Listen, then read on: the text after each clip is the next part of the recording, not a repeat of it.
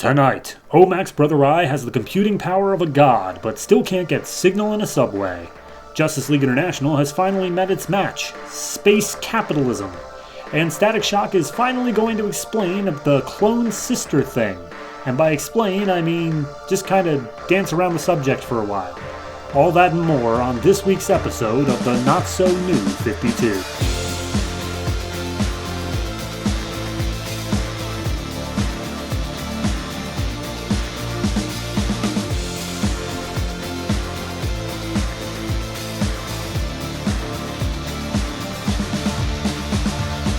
Hello everyone and welcome to episode 14 of the Not So New 52. I am your host. And hey, we made it to month number 4. Yippee, huzzah, hooray. What does that mean? Nothing really. We're just on issue number 4s of things now. Gonna be honest, don't really have that much to talk about. Nothing really special happened, or at least I don't think anything did. No, nothing. If you didn't see last week's episode 13, it was a filler episode, only one comic reviewed, but we did have a special guest segment from Comics from the Multiverse, so definitely check that out if you have not already. But let's go ahead and check out what books came out this week. December 7th, 2011 from DC Comics. We have the number 4 issues of Detective Comics, Batwing, Action Comics, Red Lanterns, Green Arrow, Justice League International, Men of War, O.M.A.C, Stormwatch, Hawk and Dove, Static Shock, Animal Man, and Swamp Thing. Additionally, we will be covering the number 3 issues of 2 miniseries, Huntress and Penguin, Pain and Prejudice. But yeah, there is not much more to talk about, so I guess let's just dive in with comic numero uno.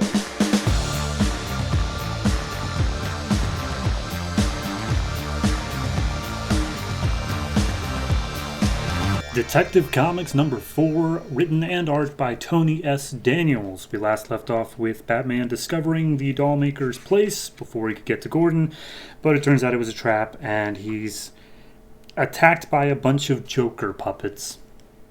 Sure. This issue picks up 72 minutes prior, where I guess we get to see how he discovered where Dollmaker was, despite the fact that, he got the note from Gordon in the last issue, but here he's interrogating a guy named Raju, who's a messenger for some wealthy crime boss families, and he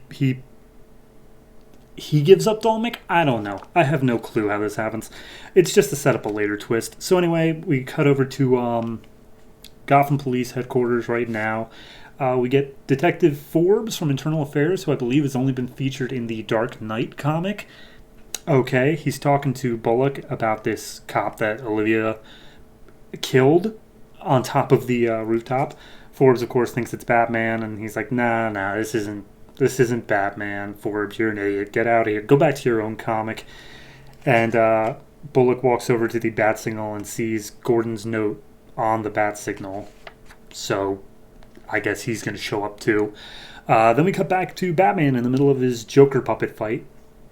We get a whole bunch of deductions of, these aren't the real Jokers. They're just people who look like, or who've been made up to look like him. I'm having a hard time fighting because of these metal bands around my wrist, but they're all tied up as well, and I'm better at fighting just in general than them, so he's able to use it to their advantage and basically start winning the fight. We cut over to Gordon, who has been operated on. He's lost a kidney, it seems like. And Olivia is there. She comes in, and she's like, hey, Gordon. He's like, oh, Olivia, what's going on? I'm a little bit woozy because of the blood. He's like, look, I'm sorry, but I kind of lured Batman here. It was a trap. And he's like, yeah, I know, Olivia, but hey, if Batman's here, he can get you safe, so, whatever. And then Olivia says, I'm sorry, Commissioner, and she pulls out a giant knife. Cut over to Dollmaker, who's watching the fight between Batman and the Jokers, and apparently he's got an offer on Batman, because that was the whole point of this, I guess, was it was an auction for Batman's body or something. And the person says it's a shadowy figure, and he's like, look, my buyer is willing to give you double whatever anyone else says, as long as you leave him alive. And so they stop the fight. They string up Batman with these metal wires. And it's Raju from earlier. And he's apparently, as Batman figures out, like a panel later, is there representing the Penguin. So that's a thing. Dollmaker's like, okay, you can have him alive, but I need him back in 24 hours, and I need him only 1 hour after he's dead so that I can do my magnificent art. Deal? Deal. Cool. So they bind up Batman in these magnetic cables. He's like, wait a minute, hold on. This is my stuff. You stole my stuff. Oh, now I'm pissed. And he manages to get into his bat belt, pulls out a demagnetizer, and just breaks free, which apparently was not part of the plan. So he starts beating up literally everybody. He's giving chase after Dollmaker, but they've already started packing up to go. Someone's giving a call to Dollmaker and saying how basically, hey, the police are on their way. You got to get out of there now. So someone on the inside is feeding him some info.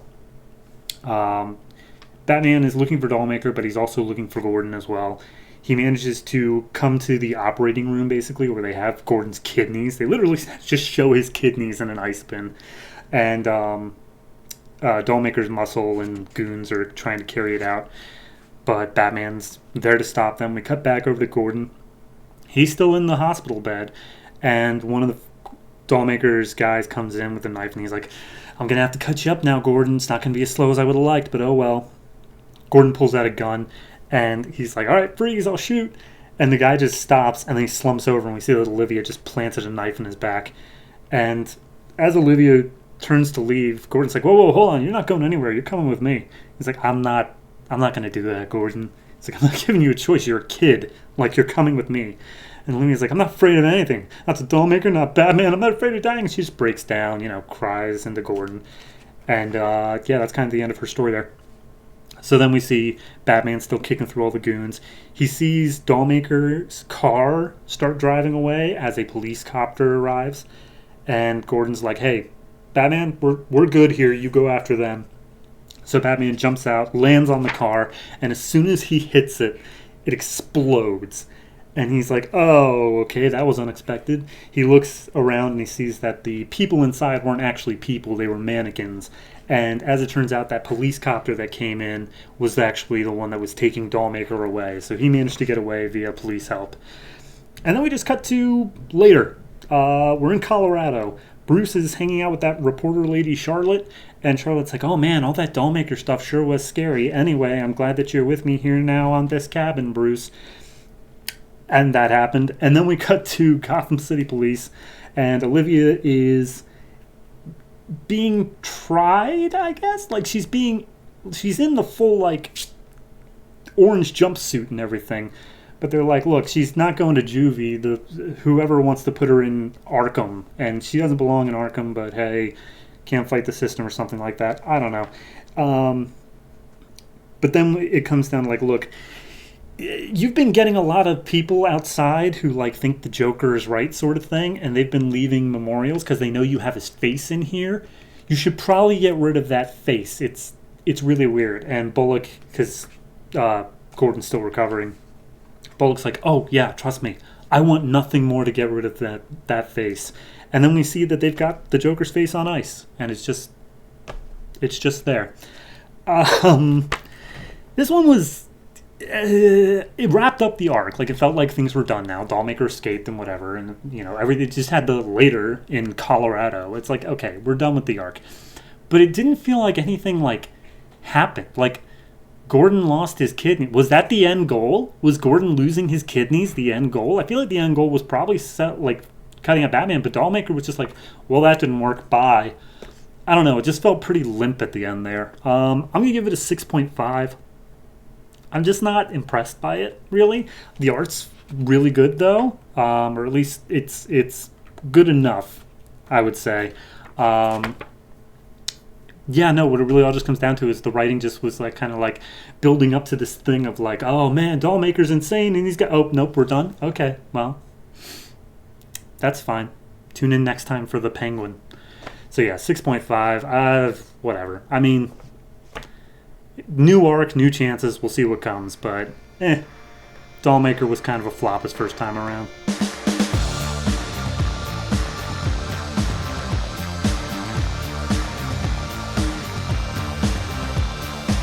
Batwing number 4, written by Judd, Winick, art by ChrisCross. Not our usual Ben Oliver on this issue. Last issue left off with Thunderfall, member of the Kingdom, dying to his injuries. And he tells Batwing that the Kingdom, aka the basic Justice League of Africa, did some messed up stuff and they deserve to die. This issue picks up with Batwing. He busts into a door, burning building, and there's a woman inside who is tied up and bound to her ceiling fan. She was already killed. This is just for extra torture as her house is burning down. Batwing cuts her down, gets her out, but she's, again, already dead. Some EMTs are on site, and she's like, no, she's gone, but treat her with respect because she was Dawnfire of the Kingdom. So another of the Kingdom is dead. And the rest of this issue pretty much is just the origin story of Batwing. Who is he? How'd he get here? We got a little bit in that in an issue or two ago, but we're getting a bit more now. So he was brought in by a warlord named Keita, him and his brother Isaac. And basically they were really, really, really good at killing things.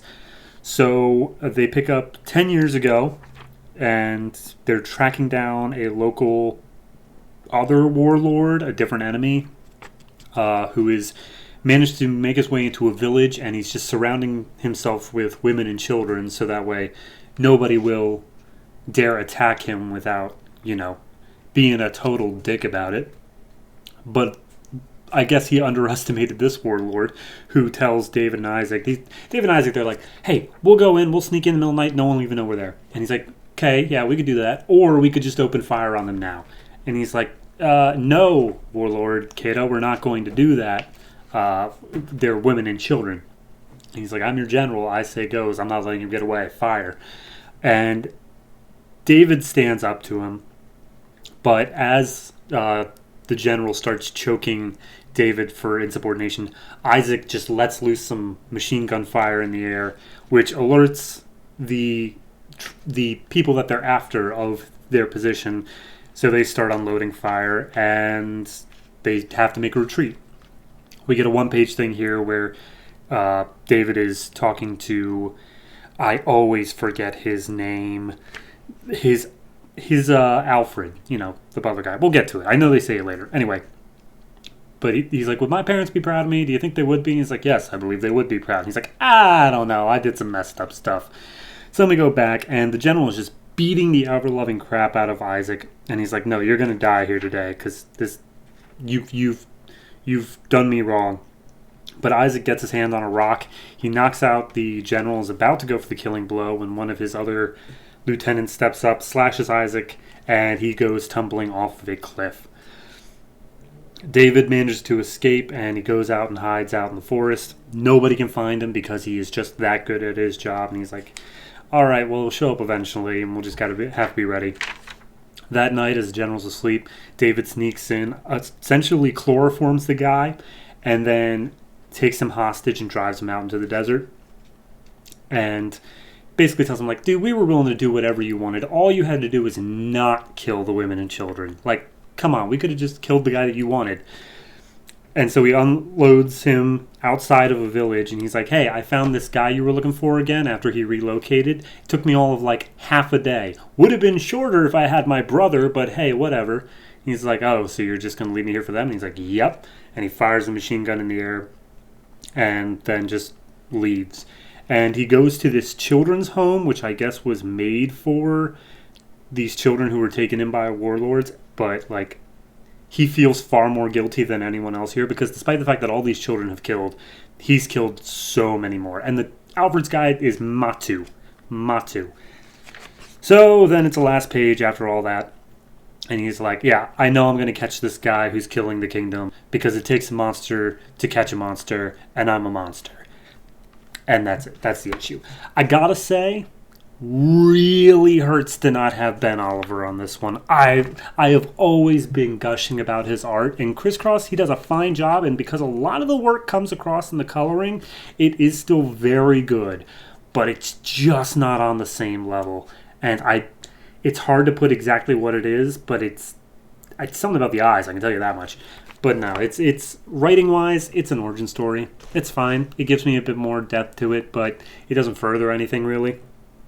I'm okay with it. Overall, I'm going to give it a 6.5. I like it. I do. I really like it. But this really felt to me like they were like, oh, I don't really want... Like, Ben Oliver's like, okay, I have to pick one issue in order to finish up everything. I need one issue that's a fill-in. And they chose the origin story, which is fine. It's out of, like, the story order. That's a fine one to pick, but it's just...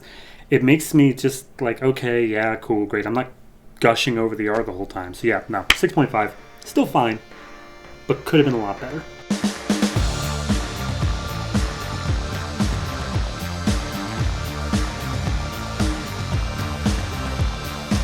Action Comics number 4, written by Grant Morrison, art by Rags Morales. We left off last issue with the alien thing that we've been teasing for several issues, taking control of the production line, making some robots, and then John Corbin gets in a steel soldier suit and becomes the voice of the alien thing. Anyway, this issue picks up basically right where we left off.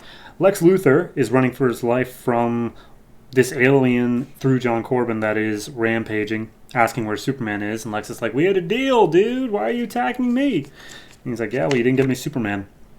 Then we go to the production line where Lois, Clark, and Jimmy are at, and Clark very quickly makes the assumption of, hey, maybe we should run. So he runs off, leaving them behind, which they quickly follow suit. We cut over to Dr. Henry Irons, who sees the news on the TV of all these crazy things attacking, and so he puts on, or at least he gets out, basically what looks to be his Iron Man suit. I know it's a steel suit, but, you know, we have not been introduced to this at all. Like, I have no idea why they have this. Anyway, so all the robots are going around and seemingly attacking people. Superman shows up. He's wearing his usual t-shirt garb, but this time it's a white t-shirt. So I don't know if he had... Because I think last issue he threw it out. Like, there was a brief little thing that I was very confused about where he threw out his blue t-shirt. So I guess he just found this one on, like, a street vendor thing. But anyway, he starts punching through the robots, telling people to get out. And some people are like, well, they're probably all after him. Just take him, and then they'll leave us alone. Which, of course, whatever. But as he's beating up the robots, the police come up and they're like, Superman, you're under arrest. He's like, are you kidding me? And they look over to this giant robot that just burst out of the factory. And he's like, all right, slap on the cuffs or let me do what I do. So they just pretty much let him do what he does. But as he's about to start, like, this thing is just picking up tanks and attaching it to him and then just able to fire the tanks. So he's up for a bit of a fight. Everyone's just kind of taking in everything. Jimmy and Lois are trying to get out, and they're realizing that the robots aren't harming people. They're just taking things. Like, they're just taking things of note. Like, they were going to museums and just picking up the items. Corbin lands on the hood of Lois's car, and he's like, hey, Lois, do you love me now? I'm a Superman. Please help. So Lois steps out, and he's like, oh, hey, John, could you, I don't know, maybe fight against it? And that doesn't exactly go well. So John, he starts losing to the voice of the colony, as he calls himself, and he's like, ah, yes, I will preserve this planet and blah, blah, blah. But tell me, where is Superman? And Superman, of course, comes up, punches him in the face, and he uses his X-ray vision for a second and says, uh-oh, and then nothing comes of it. And I'm really not sure what that's supposed to be. But regardless, he starts getting shot by the soldier suit, and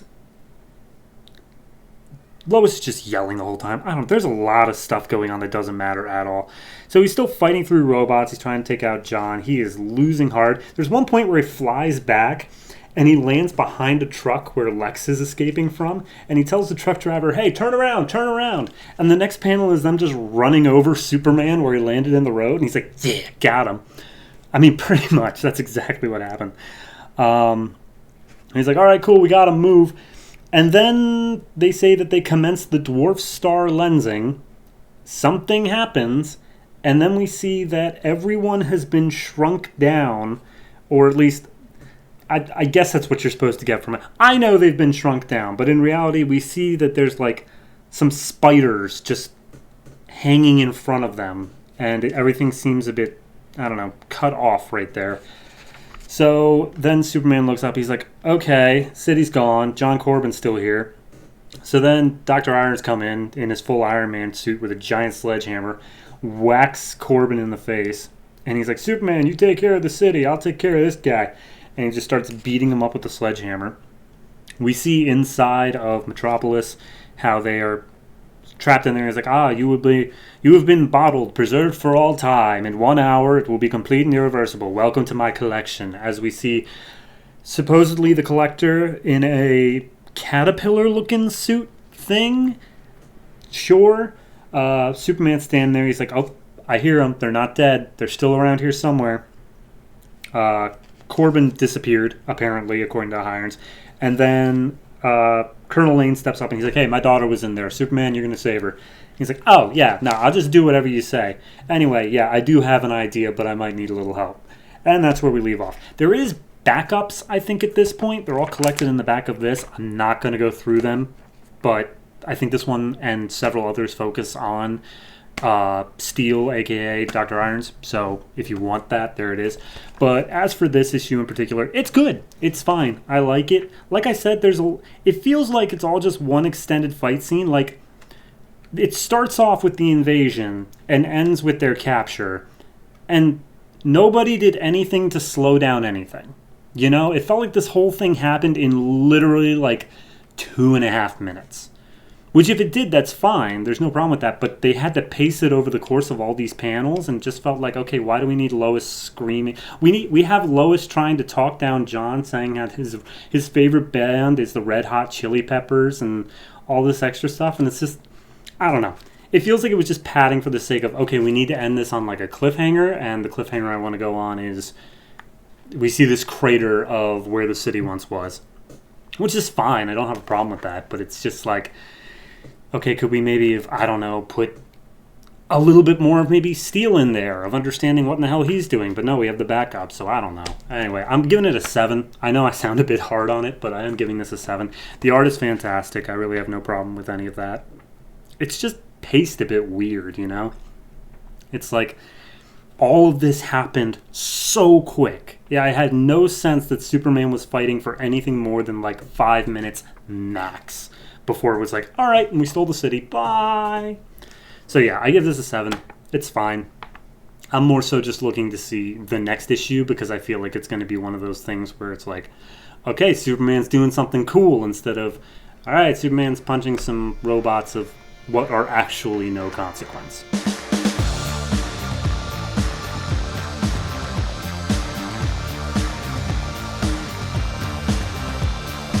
Red Lanterns number 4, written by Peter Milligan, art by Ed Beans and Diego Bernard. We left off last issue with Atrocitus thinking, man, I made a good decision putting Bleeze into the blood pool, unless she was actually plotting against me this whole time.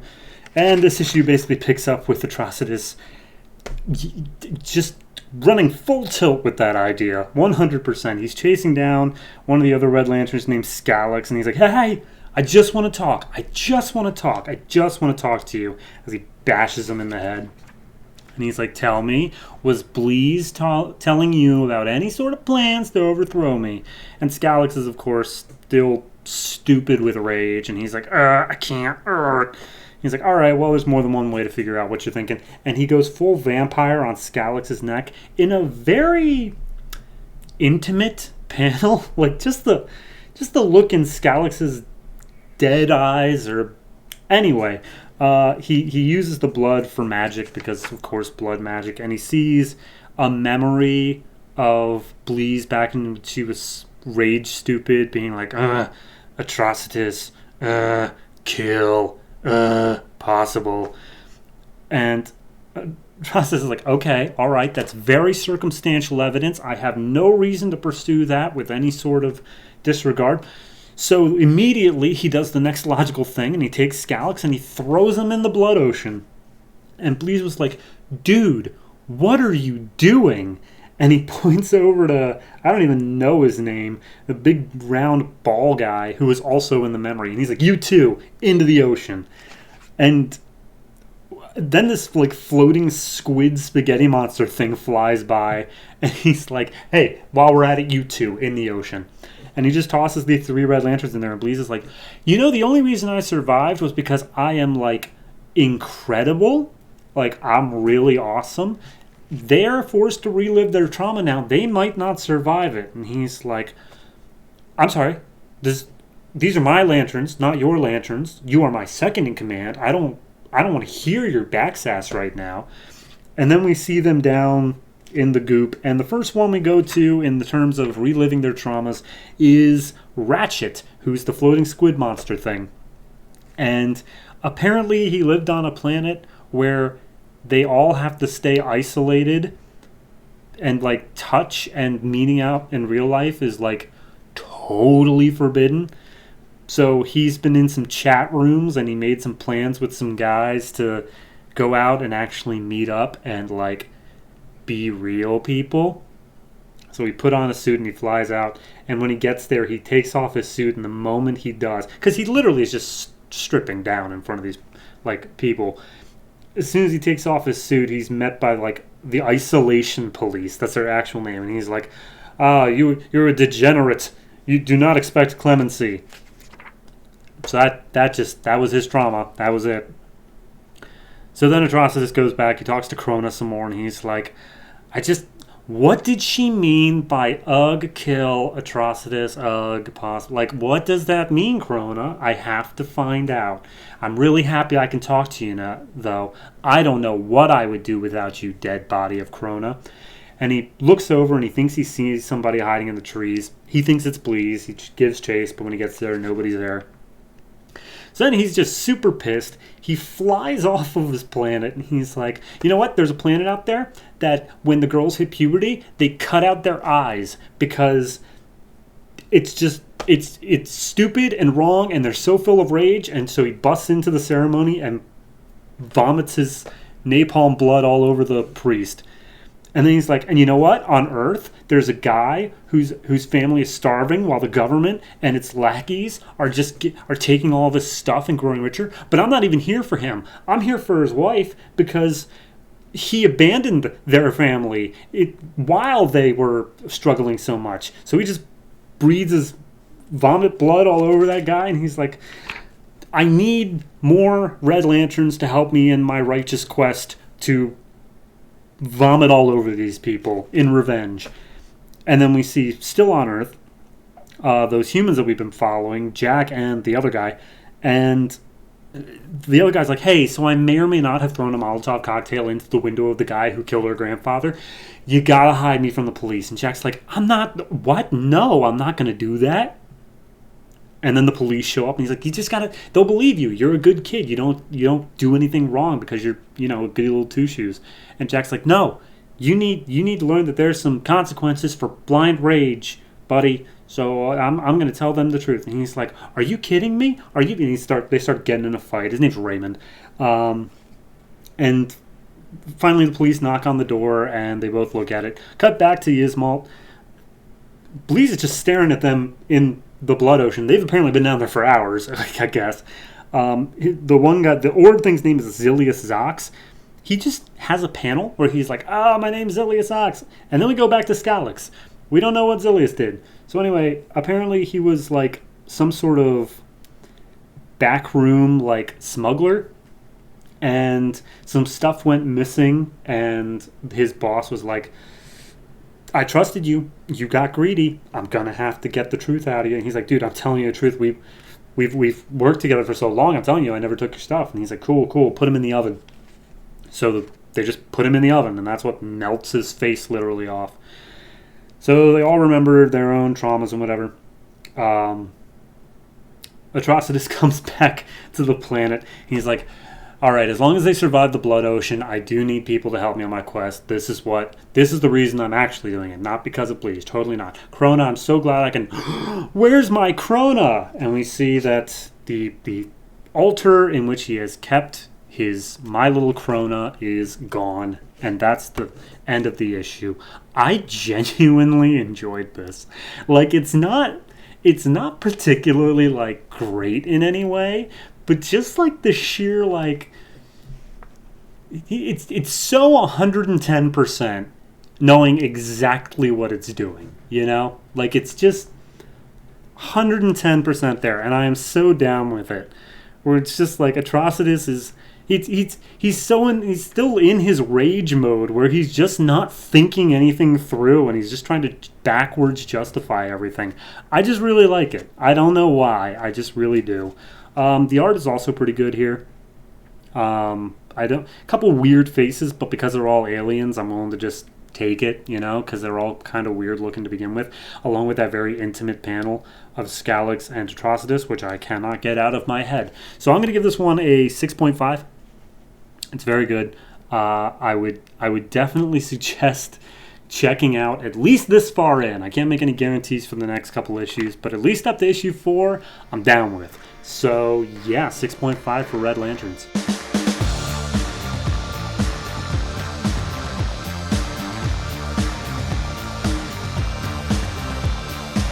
Green Arrow number 4, written by Keith Giffen and Dan Jurgens, art by Dan Jurgens. We last left off with the end of an arc, so I'm not even going to bother recapping it because it was all so stupid. This issue picks up with Green Arrow just doing some street level stuff. Apparently there's some street gang who's trying to do some racketeering or something, and he's like, oh, I'm going to take them out before they become big because, sure, whatever. They call themselves the Street Knights. So he starts fighting them. Apparently it started out as a mugging, but like the woman was in on it too, so it was all staged just to get to Green Arrow. He takes them all out. There's a bunch of quippy stuff. And then as he fights them and they go down, some like weird circuitry appears on their face. And it's like, huh, okay, some kind of like acid etched circuitry in there. And then it all turns into fire and all the bodies start burning. And Green Arrow's like, well, let's call 911 and I'm going to get the hell out of here. So it's a bunch of office boardroom stuff, and they're talking about all this, you've got to be around the office more, Oliver, and blah, blah, blah. And it's just him, basically, a page of him, his secretary being, like, his mother, pretty much, taking care of literally everything. The dude who does weapons for him comes in, and they're like, hey, how about, here at Q-Core, let's make some video games. And he's like, oh, sweet, dude, what are we doing? RPGs, first-person shooters? And he's like, actually, I was thinking maybe, it's just some virtual simulation stuff of maybe being able to model weapons in VR so we don't have to build a normal thing of them all the time. He's like, cool, great, so we're not making video games. All right, bye. And then Emerson comes in and starts chewing him out for, I guess, an hour or so. And, haha, funny. We cut over to the waterfront, where we meet this arc's villains. A girl dressed in, like, a red battle suit, and a guy in a black trench coat with a stutter. And they just get to talking about how, like, oh, well, we have to take out Green Arrow, and the circuitry, it had some issues, but we can still work it out. And then I just want to point out at this one part here, they talk about how Green Arrow seemingly is only ever around the Q-Core, like, property. So they're like, do you think he may have a connection with Oliver Queen? They are literally looking at the pictures of both, and he's like, that would be absurd. It's a domino mask guy, but whatever. Okay, so yeah, just got to deal with that. So anyway, they say, like, oh, Oliver Queen, killing him would, like, just take away his suffering, and he deserves suffering or whatever. And the girl goes off, and she's going to the Q-Core building in order to do something. I don't know. So apparently Oliver's been stuck in the building for literally all day. Everyone else has already left. And as he's leaving, he just happens to run across this girl who's breaking into the building at the same time. And the girl's like, oh, huh. Well, he wasn't supposed to be here. However, I guess I could just go ahead and kill him now. So she fires off some shots. He's on his Bluetooth already talking to the girl who's like always in his ear on his fights. So what? I'm not going to learn names for this. I'm just telling you now, I'm not.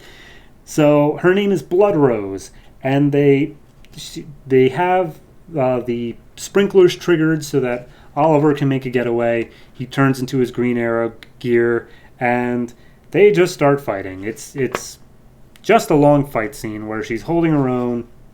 They crash through windows. She's got guns, and I don't even know what they're trying to do. Like, I don't even know what the reason for her being here is. But as they're fighting, they're just kind of talking about, like, hey, so what are you trying to get to? And she's like, I'm not going to tell you, but I am going to kill you, Green Arrow, because that's, like, one of the goals. So kind of giving away that a little bit. And then at the end of the fight, they make their way outside. And as he's got an arrow trained on her, and he's like, and you're out of bullets. I still got an arrow left. So what are you going to do? And she's like, I'm going to do this. And she uses super strength to pick up this, like, loading dock and throw it at Green Arrow as she then just super leaps out of there. And Green Arrow's like, I'm sorry. She could do that the whole time. And we just had that stupid fight for 8 pages. Okay, all right. Well, someone look up something on her as we see her standing. She's posing up on top of a building, her clenched fist, and like her hand digging into a cement wall. And that's the issue. I hate Green Arrow. I really do. None of this is good. Okay, I'm going to give this one a 4.5. I have written down here. And it's not because the writing is good. It's because it's at least doing something that didn't have some sort of morality play thrown into it. No one's sitting here going like, oh, well, Blood Rose, you shouldn't be using guns because guns are used by drug dealers. No, stop that. It's just a superhero fight, and I'm fine with that. That's the only reason it's getting as high as a 4.5, but I'm just so bored by it already that it's going to be an uphill battle to ever get it past there, but good luck to you.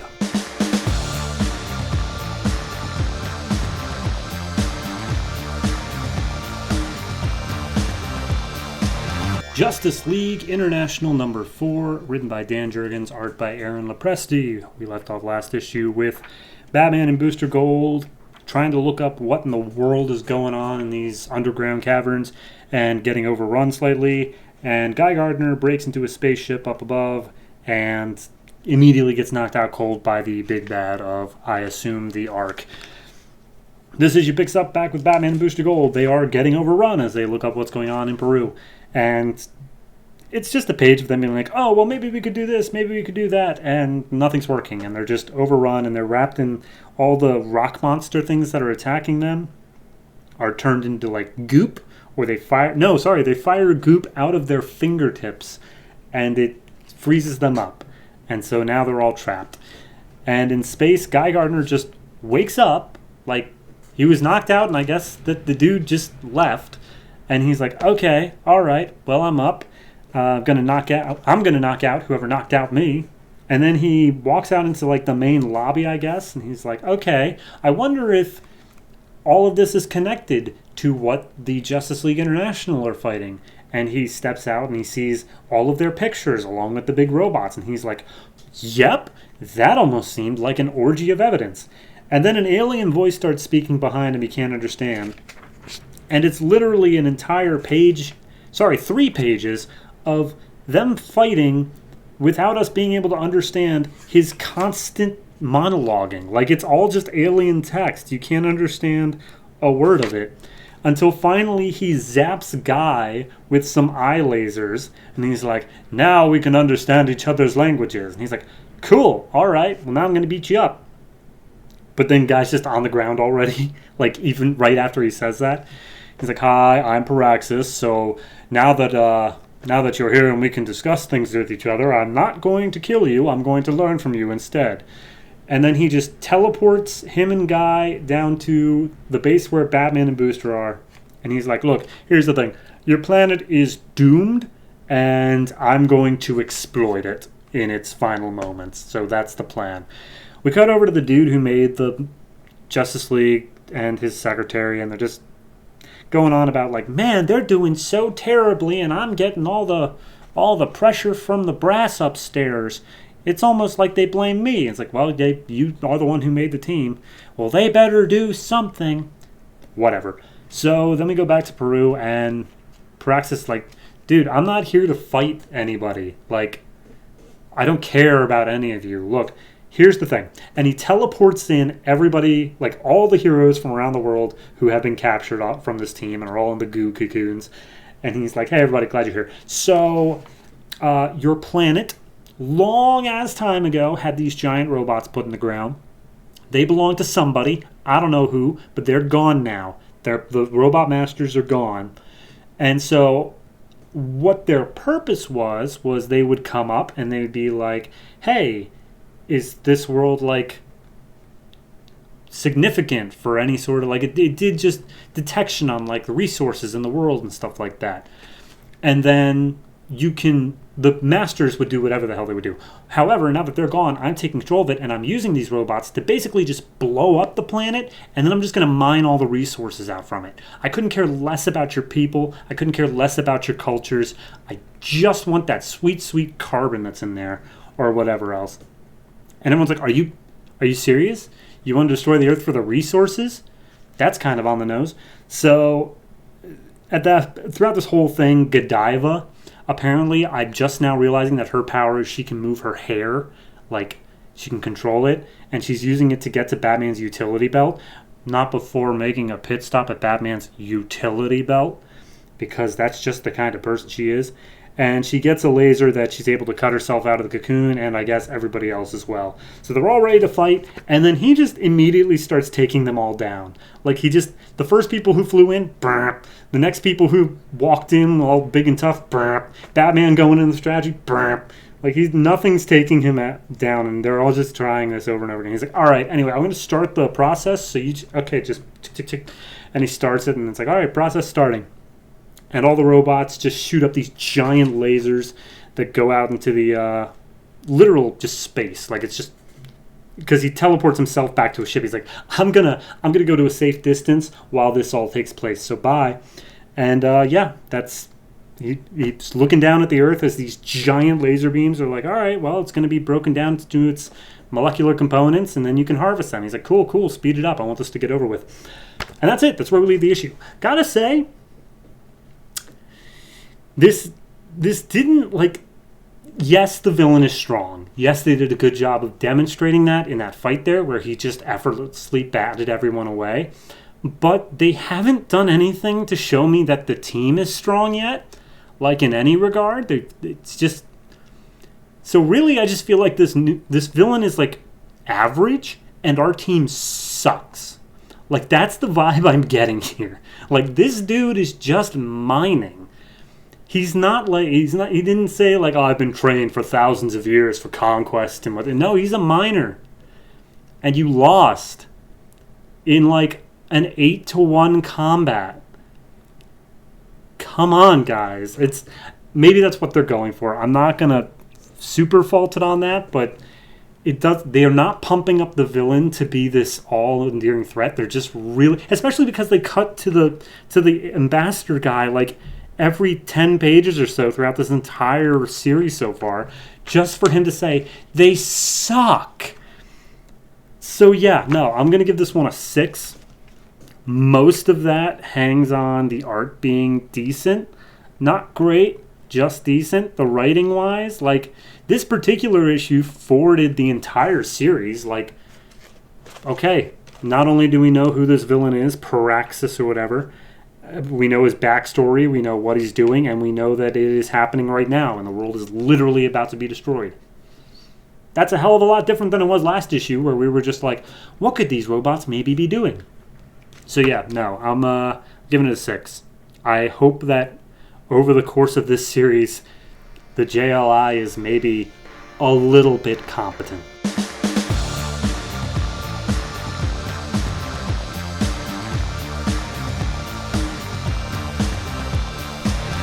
Men of War number 4, written by Ivan Brandon, art by Tom Derenick. We left off last issue with the troop being held basically in a trap. There's no way out when one of the privates named Korba,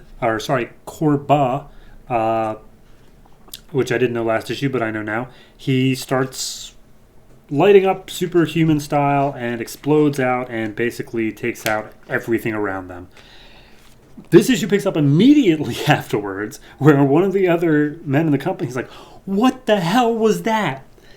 And he starts going after Korba because he's like, "You're one of them. You're like a freak." And Rock is immediately like, "Hey, we've got other stuff we need to take care of. We need to get our specialist out of here. We got to get all of our stuff."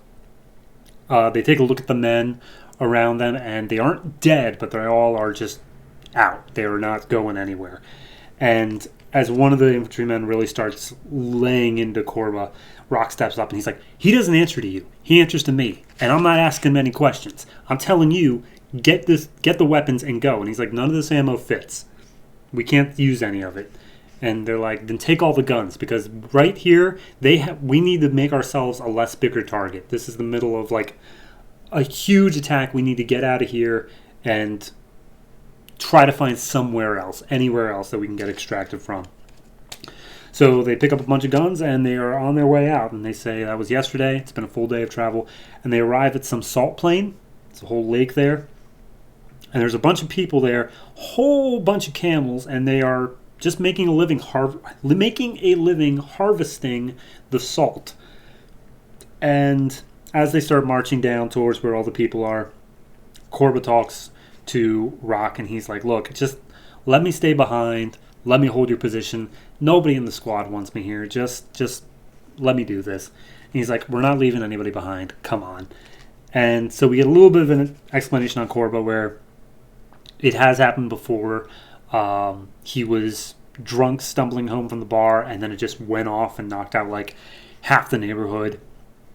Then he goes on, his father and his father's father were military men, and he was so excited to join the military, but once it happened, he didn't know like what to do. He couldn't leave the military, but he also like couldn't stay. He was just hoping that he would just die in combat eventually. But he feels like God has forsaken him. And he's like, "Look, I'm not leaving you behind. Stand up straight. Let's go." And as they arrive into this place, like nobody is looking at them. They're all ignoring the troops that just arrived in town, except for one woman who, despite all the noise and everything, they can just make out this faint whisper. And Rock can't make it out. He can't hear. He knows she's whispering, but she can't hear it. And then she gets sniped in the head, and all hell breaks loose. So apparently whoever just attacked them is using the salt plains to make hydrochloric acid. Rock realizes this. He tells everybody to get their gear on. He notices two of his men already down. So he runs over to this cave slightly farther away so he can throw on some gas mask. He moves back out trying to find where his men were, regroup with them. As he gets plowed in the back by a pickup truck, he has no idea what he's doing. He grabs onto the hood, yanks out a grenade pin, times it just right. It falls under the truck and blows up the back of it so that he can get a little bit of a better grip on it. Pulls out his gun, shoots through the windshield, and it goes crashing into that lake that this salt plain revolves around. And as it goes down into the water, he takes off his gas mask. He sees the body in the front seat is like a decomposing corpse that has been dead for at least a couple weeks. And he has no clue what is going on. He is completely out of his depth here, and he realizes whatever enemy they're fighting has outclassed them by far. Because of the density of the salt water, even with his gear, he's rising up to the top of the water. As soon as his head pops up, he gets a breath. He gets a lasso, a noose around his neck, and he's pulled up out of the water by that. He grasps it, he tries to get a hand on it. Then a boot comes down and lands on his hand. And whoever was holding it just asks Rise, like, "What did you say?" And as Rock stares up at him, we see that it's a dude dressed fully in black with a giant gun and a red X just over his face, like actually carved into his face, saying like, "Wow, you guys are American." And that's it. That's where we leave off. I am still, this is This is like a masterclass in how to get me to care about characters. Like it all. Like, going into this, I could not give less of a crap about any of these guys.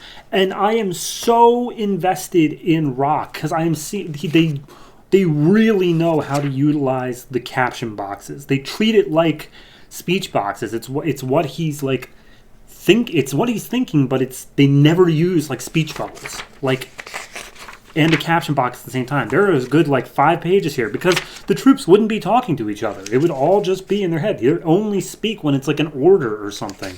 It's, oh my god, it's so good. And I care about Korba. He just showed up at the end of that last issue. I wouldn't have cared about him before that at all. But now I know his backstory. I know his wants. I know his fears. It is a masterclass in getting me to care about these characters. And the fight scene itself, all it was a pickup truck hit him.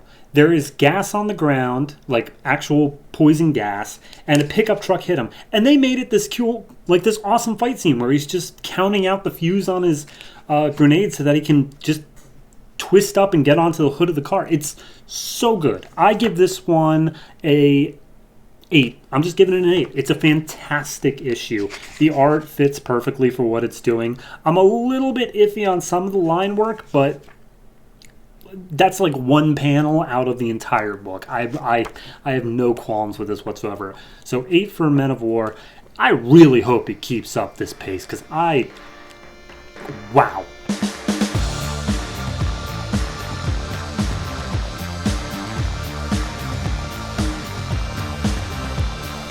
O.M.A.C. number 4, written by Dan DiDio and Keith Giffen, art by Keith Giffen. We left off last issue with O.M.A.C.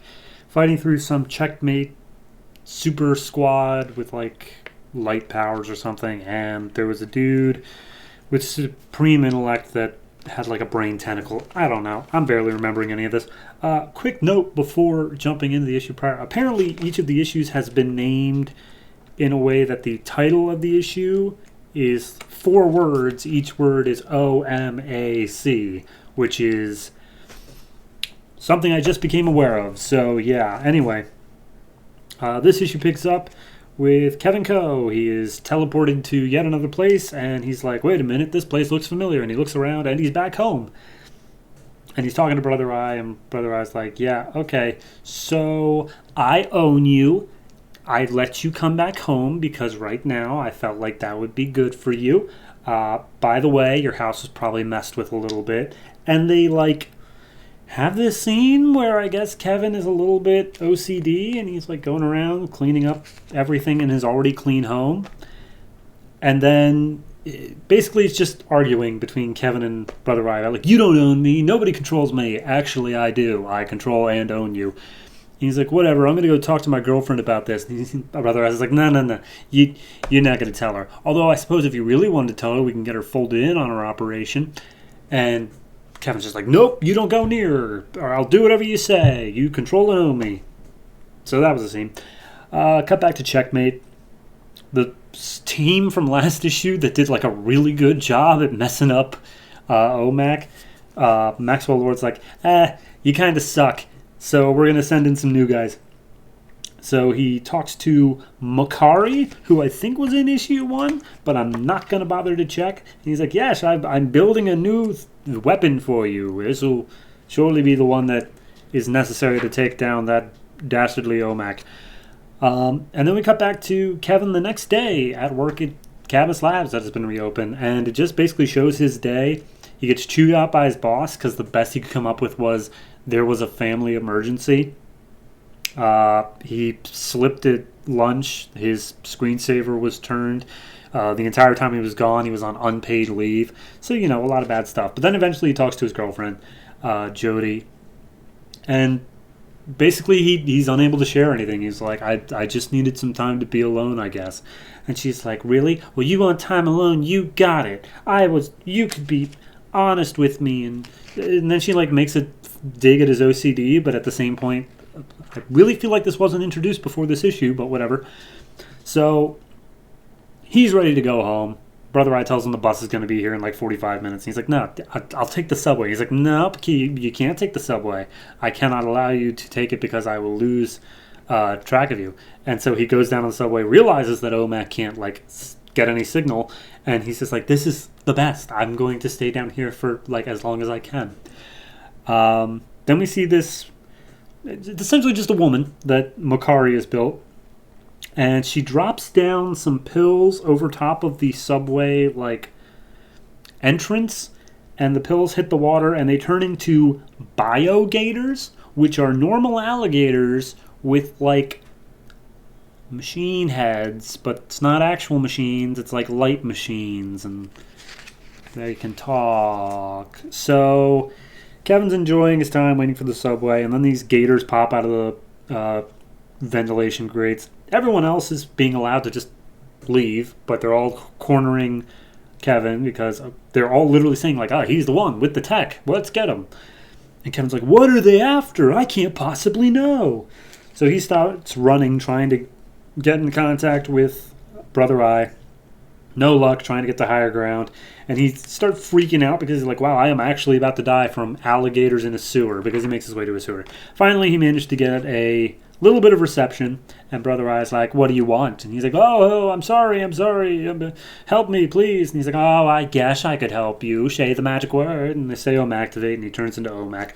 And it's literally like 3 pages of O.M.A.C just being like, no one controls O.M.A.C. And he's like, actually, I do. I control you now and forever, and we're going to be like this, and do as I say, and I am your master, you are my slave. And it's really screwed up.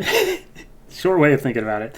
So he beats up the gators, teleports, I assume, back home, and we see the lady who dropped the pills was recording with some robotic guy, and he's just like, okay, all right, look, I get it. You pretty much run my life now. Just a question. Why did you pick me? And he's like, that's for another time, Kevin. Now hop in the shower because you actually smell like a sewer. Womp, womp, womp, womp.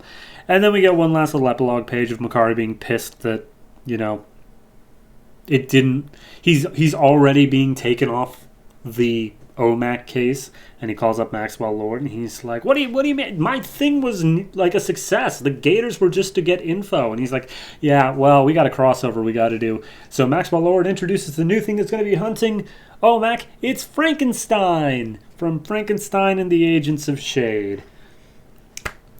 Yeah, boy. All right, I don't like O.M.A.C. That's just my predisposition. Like, who cares?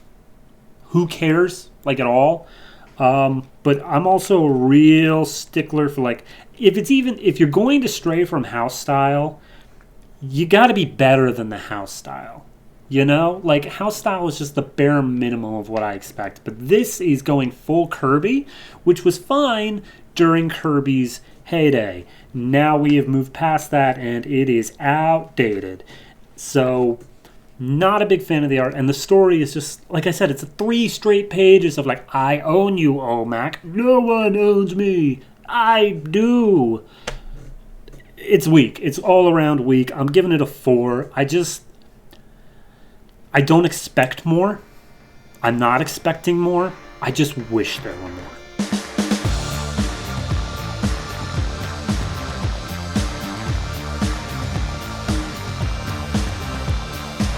Stormwatch number 4, written by Paul Cornell, art by Miguel Sepulveda. We left off last issue with the team pretty much all getting absorbed into the moon creature thing, and Midnighter's the only one left to fight it. This issue picks up with literally a recap of exactly what I just said, and it's Midnighter talking to Projectionist, who is still up on base because she's just controlling the media through the internet, because that's just a thing that we do. And Midnighter's like, okay, so he's this thing, it absorbed all the teammates and it's using all of their powers, which means it's also using Martian Manhunter's telepathy to try to draw me into its mouth, which I'm resisting a little bit, but I don't have all day, so what's the plan? And Projectionist is like, I can give you a teleport out. That's all I got. Other hero teams are going to be on the way eventually. Like, I'll get them there. And also, we've got another meteor coming down at you, so that could be an issue. And Midnighter's like, no, we don't need no amateur heroes fighting this. Midnighter's got it, the one and only Midnighter. And I think that meteor might just be friendly. And as a thank you, Apollo crashes down to Earth. And he's like, haha, the cavalry. And then we go inside the monster. We see everyone who's in there. And they're all having just like thoughts of like, oh, I wasn't strong enough to get out of this. Except for Harry. Harry, the sword guy. His panel's blank, and I don't know why. So, at this, there's an unconscious Apollo being carried by Midnighter, and he's like, hey, monster, I'm running towards this barn that's made of complex things that you could absorb, and smashes the barn, and it's like, all right, cool, we've got about, 10 seconds to get up. And he smacks Apollo, and he's like, cool, you run on sunlight left, that's what you need to power you up? And he's like, yeah, but I need days of powering up. And he's like, all right, I'm on it. Hey, projectionist, you don't know how to do your job properly, do you? She's like, not all of it. She's like, all right, let me see what the controls look like, because one of my powers is I just have an intuitive understanding as to how control systems work, which, okay. And he's like, all right, scroll. Okay, click that thing and say activate in 30 seconds. And she's like, what the fuck? He's like, click the thing and say activate. And Midnighter talks to Apollo, and he's like, do you trust me? He's like, sure. And so he runs away as fast as he can. He's like, all right, 5 seconds. And then the entire satellite angles downwards, and it shoots a beam of super-powered sunlight straight onto Apollo. Apparently it was such a narrow and intense beam that not only did it absorb, or it gave him so much energy to absorb, that the beast isn't going to want to eat him, but also the beast didn't get to absorb any of it for himself. So basically all right, look, it's not going to want to eat you. You're too rich right now, but all it takes is you using up a little bit of energy for that to not work anymore. So you got one move, and he's like, cool, all right, got it. And he just basically zooms through the monster and frees all the rest of the team. And then immediately the team is right back on task. And there's like, hey, city guy. I'm going to use his actual name, Jack. Jack, you said there was a city down there. Did you talk to it? And it's like, yes, but it was so far gone, it thought that I was a dream. And then Harry's like, wait a minute, while we were inside the monster, I thought I heard the name of the city. See if you can call it Alba Umbra. And he's like, I'll give it a shot. I'll be using its name. Should give me more power. So he reaches down and he tries talking to this invisible buried city thing. And he's like, hey, are you Alba Umbra? And he's like, oh, yes, I was. He's like, cool. I'm the god of cities. You need to wake up now. He's like, oh, the monsters, are they back? I had to hide myself because of the monsters. He's like, yeah, they're back. Sorry, wake up, save yourself. And then this city just comes out of the ground. This giant, the best way I can describe it is Atlantean-looking city. Just marble and Roman stuff. And, and it's huge. And then, what's his name? The main dude. Jack? No, Jack's the other guy. I don't know. Whoever the main dude is. Adam. That's it. Adam just kind of freezes up. He's like, wait a minute. I think I know that city. But there's these holes in my memory. And he just freezes up. And Engineer's like, okay, Adam's off the table. Alpha team, you go search for whatever alchemy thing the city was talking about, because that might be able to take down the monster. Beta team, we're taking down the monster just in case that doesn't work. So they find the alchemy thing.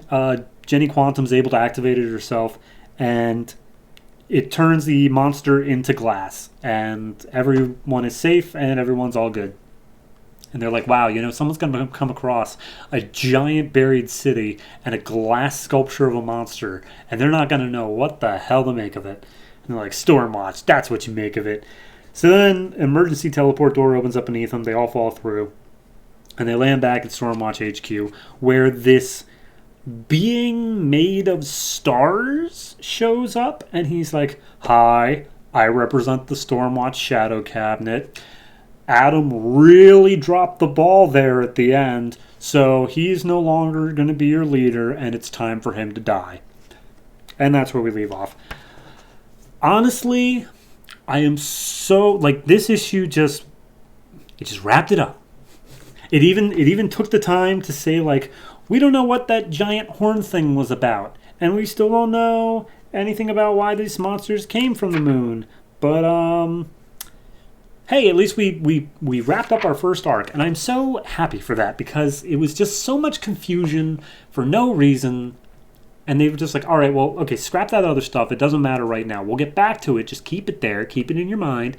But right now, we're just going to lay out the one plot point now that you understand the team better. And I do, and I'm very glad to. I still think Projectionist is the weakest, and that's really sad coming from God of the Cities. But hey, whatever. I'm going to give this one actually a 7. I think the art is very strong. I really like the way everyone looks in it. Very finely detailed. Very well done in that regard.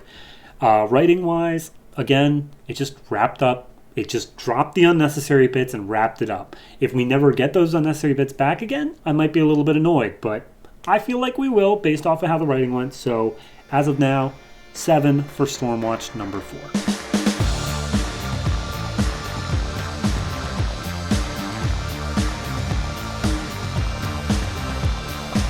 Hawk and Dove number 4, written by Sterling Gates, art by Rob Liefeld. We left off last issue with them seemingly beating the Dove stand-in who was Swan, and then we get a definite beating of this Hawk stand-in that was Condor, and Condor turned out to be an old man, and they've got questions for him. This issue picks up, it's an entire interrogation issue, that's all it is. So Hank's father pulled some strings and made it so that Hawk and Dove could get some questioning before they're pulled in by the actual feds, which I don't know why he wasn't arrested by the actual feds immediately, considering it was a presidential thing, but whatever.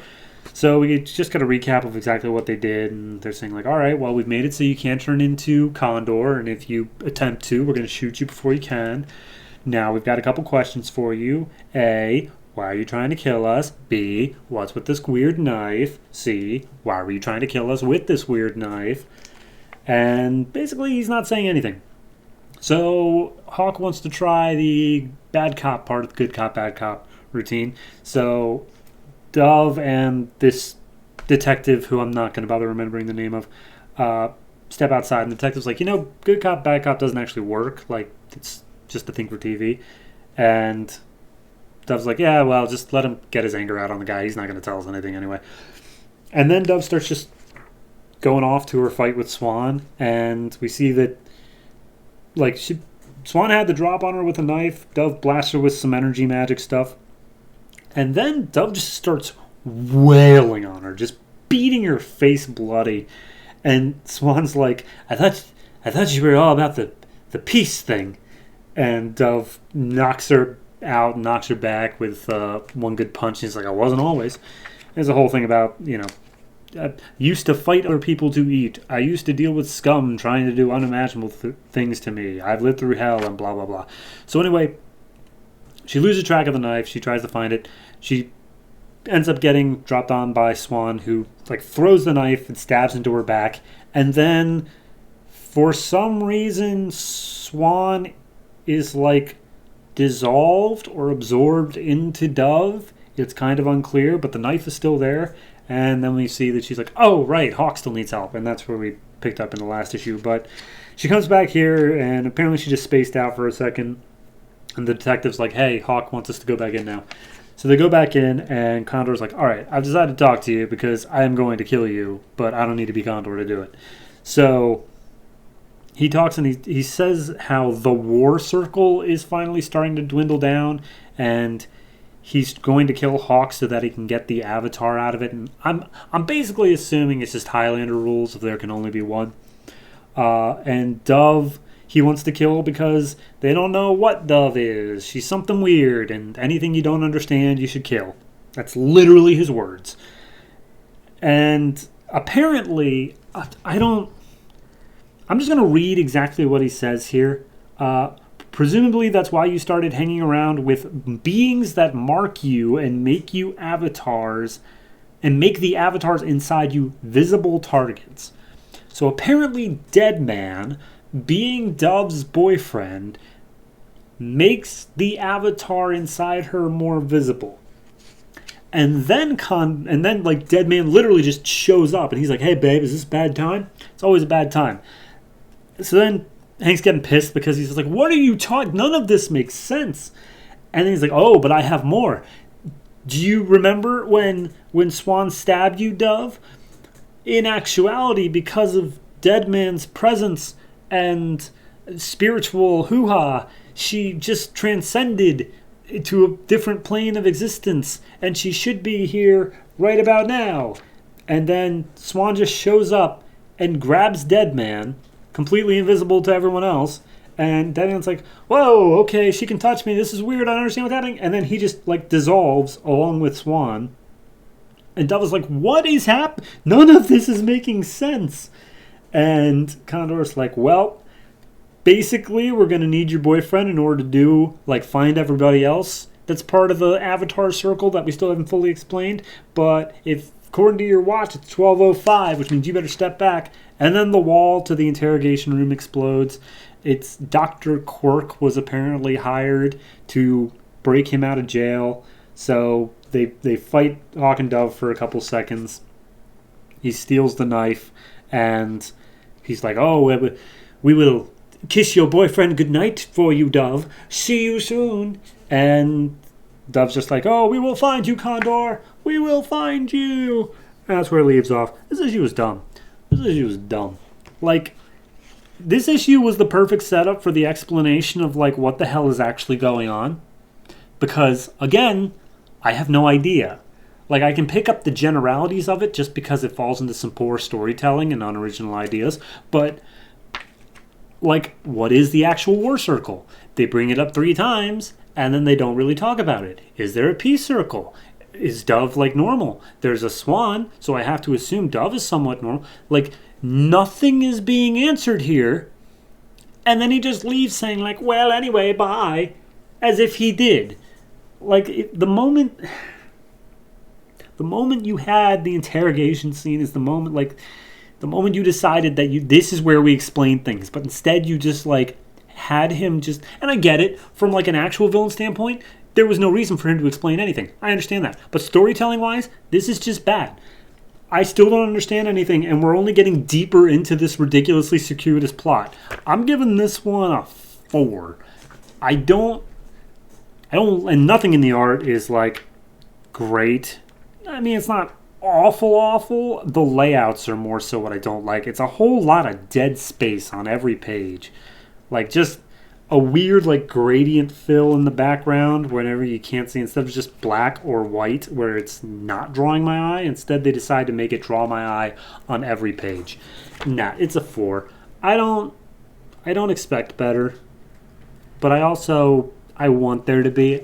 It's not good. It's not a good book. But hey, thanks for retweeting me that one time, Sterling Gaines. God damn it.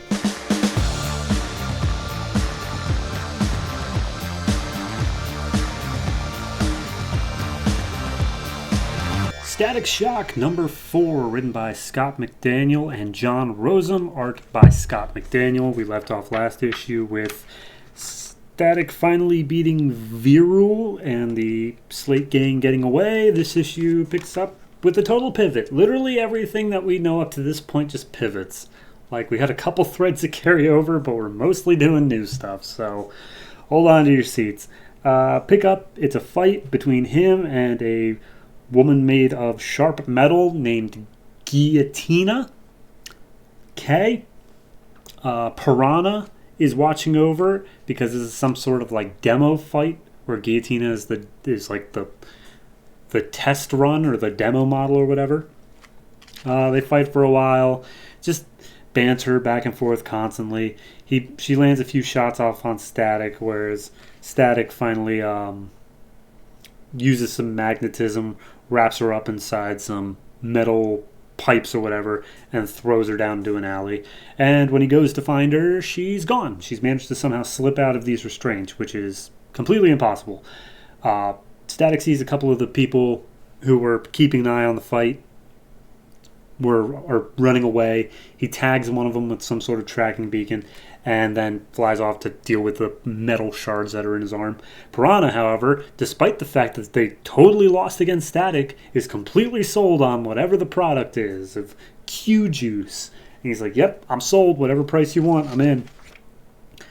So then we see what happened to Guillotina. Well, apparently she was trapped, and then something pulled her out into the fourth dimension and, like, saved her. And apparently the whole reason that he saved her was because he himself is being pulled into the fourth dimension, and as so, he needs her help to stay in our 3 dimensions, and apparently that relies on Piranha succeeding at taking down Static. I don't get it. So we cut back to Static. He's on the phone with Frida, his old flame friend, whatever, from Dakota. And they're basically just talking like, yeah, Dakota had like Rubber Band Man. This place has some real tough guys who actually are like a threat. And Frida's like, what, you wanna give up? And he's like, no, I can't give up. I don't know, New York just kind of sucks a lot, but I'm not gonna quit until I make things right, especially for Sharon, my 2 sisters. And that's just the thing now. We're just really focusing on the Sharon thing.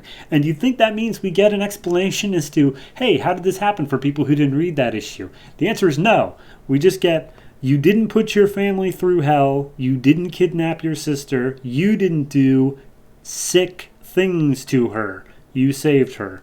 And that's it. That's all the explanation we get as to why there's 2 Sharons. Hope you enjoyed.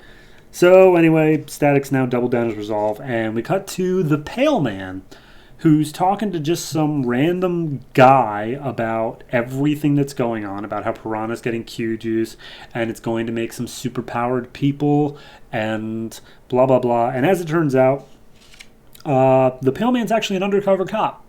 He's reporting to his sergeant, who's this random dude who's dressed like a mechanic, and he's like, it's just, I've seen a lot of people die, and like they went under that gas, which reminds me of Joker gas, which is how I look like now. And Sergeant's like, tough, suck it up, this is your job, deal with it, unless you want to go, I don't know, for some reason he's going to jail if he doesn't want to do this. I don't know, whatever, point being. So we cut over to Star Labs, and the 2 Sharons are being analyzed, and they're like, okay, so we've sat them through some basic therapy, and despite the fact that we very explicitly said that there are privacy laws, we're going to go ahead and say, whatever, and let you listen to their therapy sessions. Talking to the parents, mind you. Like, they actually say, quote, Sharon is of age and she asked her sessions to be kept private, but we do not let frivolous privacy laws keep us from doing what is right. Okay. So anyway, the Sharons, basically they're asked a couple questions, but they are perfectly in sync. Like, they are answering everything exactly the same.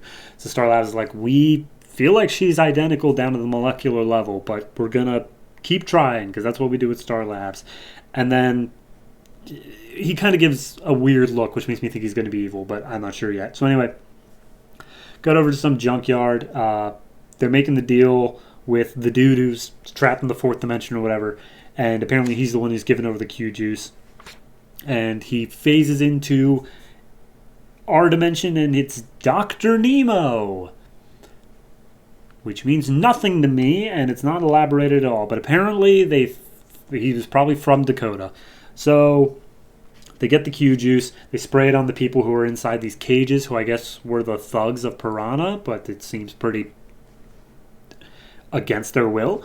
So then Pale Man gets a flashback to when he was Joker gassed. It was at a parade, and I'm pretty sure it was literally like the scene from Batman. Like Batman 89, like that. So anyway, he was Jokerized, and he's got the laugh and whatever. And then Static finally gets on to following that tracking device from before. And as he arrives inside of Piranha's warehouse, Piranha now has all these new mutants. He's like, you all will get me the head of Static, and then we will own New York City. And Static's like, someone looking for me? So they get into a fight. Static basically just takes out everybody. He just uses his abilities to pin them against the wall with magnetic stuff. Except for one guy who apparently also has lightning powers, and his name, which I gotta say, I'm impressed. This dude was turned into a super mutant, whatever, like 30 seconds ago, and he's already got his name. It's alkali. Could use some work. But anyway, he shocks Static. Static's down for a bit. And one of, like, guy who was turned into, like, rocks and girders or whatever. Another guy who was turned into tires, it looks like. They hold on to Static and they drag him down to the bottom of the sea. And that's where we leave off. I like a new direction. I was really, really bored with the Slate Gang and their escapades. Really hated that. I'm glad there's a new direction. On the other hand, I need some explanation here, man. You're going to do the twin sisters thing. Give me something more. Who the hell is Dr. Nemo? You're not telling me things that I should know as a new reader. I'm going to go ahead and give this one a 4.5. I don't particularly hate the art. I think it's fine for what it is. For some reason, the Star Labs bit felt like really good by comparison. Everyone else just kind of felt the same, but it didn't do anything different. I don't know what changed. Maybe it just wasn't being monstrous for a second. So no, yeah, it's a 4.5. It's just, I'm tired of just having to accept, yes, there are two of these sisters. Like, yes, things happened before issue 1. I understand that, but you can tell me them. You can let me know what happened. You don't have to play this game of secrets. Yeah, that's me. I don't know. Static Shock, 4.5.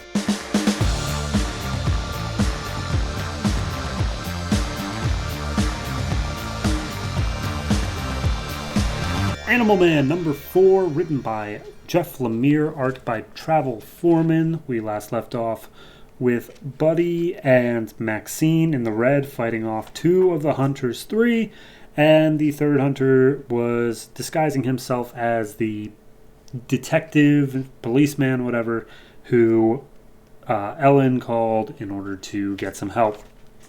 This issue picks up with Ellen in the car talking to the detective, basically saying, okay, yeah, I know, stuff is crazy, but thank you for helping us, and we're going to be going to my mother's house in Sacramento. So, just letting you know, that's where this story will be taking place. And the hunter is driving the car. He seems totally normal. He's like, no problem. I'm sure your husband's just fine. And we get a little slice cutaway of the trunk of the car, and we see the actual real detective is in the trunk. Then we cut over to the red, and the fight is just brutal, and Buddy is losing. Animal Man is being torn apart by the Hunters 2, whatever you want to call them, the Rot people. And one of the people in the parliament is like, hey, Maxine, I know it's scary, but you have total control over the red. Like, this is your place, not theirs. Go get him. And Maxine walks over, and the hunter's like, ooh, boy, more food. And Maxine's like, get away from my dad. And she just explodes the rot things away. And it basically is just completely wipes them out for a little bit. Not forever, but Animal Man's like, Maxine, great job. I'm just going to lay down for a bit because I am not okay. Pfft, collapses. We cut over to the mom side. The detective is feeling a little bit of a headache coming on as the mom steps out onto the porch. The mom of the mom goes out and steps on the porch. Grandma, as I will call her from now on. And Ellen's like, let me go talk to her. She's not going to be happy about any of this.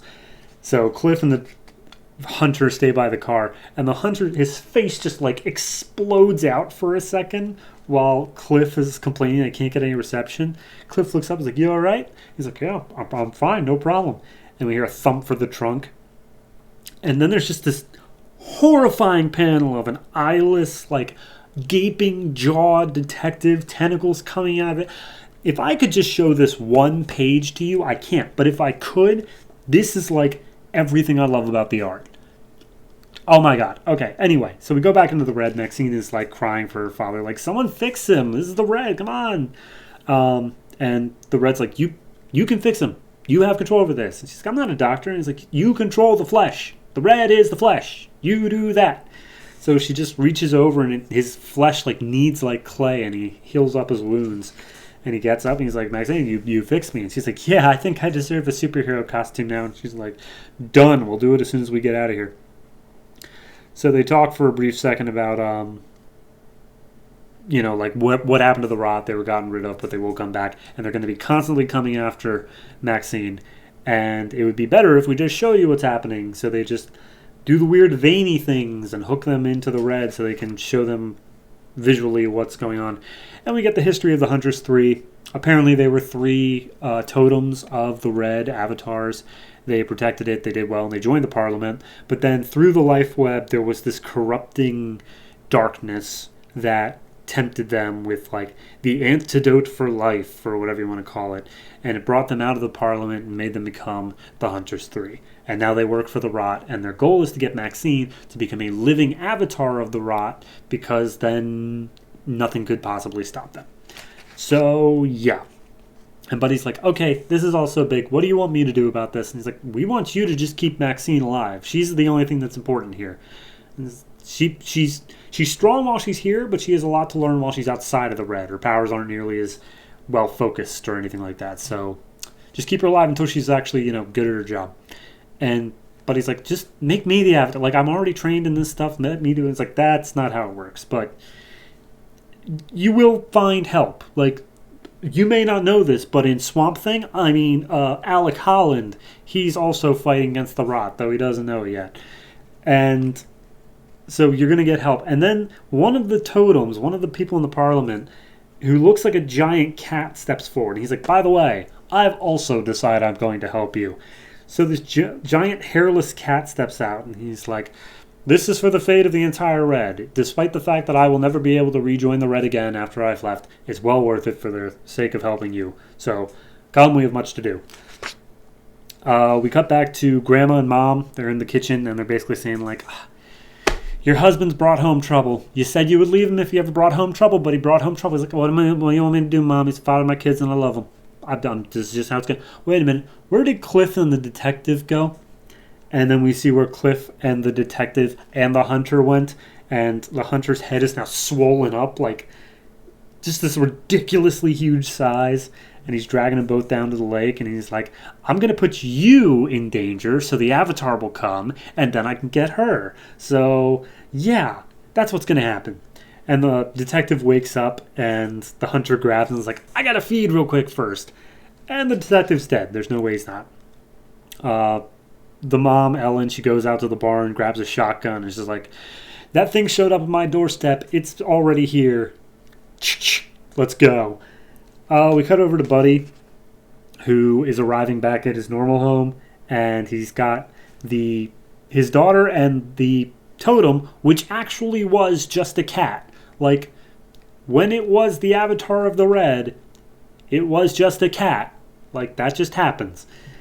And Maxine asked, like, oh, well, what's your name? He's like, well, it was originally Socks, but while I was in the Red, I decided upon the name Ignatius, which I prefer. He's like, no, I'm going to call you Socks. You seem like a Socks to me. So they realize that the mom and Cliff are gone. The house is completely trashed. And they're like, oh, okay, something bad happened, but I'm sure your mom is fine. She's one tough cookie. And then we see her running through the woods with the shotgun. She arrives at the lake. The detective being devoured, and the hunter standing there going, hello, Mommy. And that's where we leave off. I have said it 4 times already. I've said it 3 times already. This is the 4th. I love this book. This book is fantastic. The art, incredible. The lore, fantastic. Every single bit of pacing, perfect. I cannot speak higher of this book.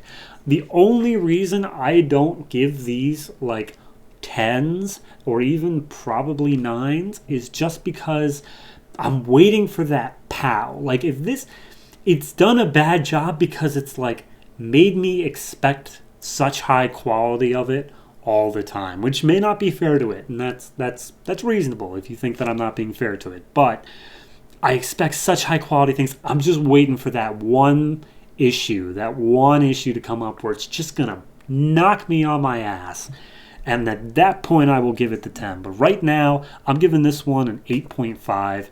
It's so fantastic. I would tell you to get it now. I am telling you to get it now. Get it now. It's great.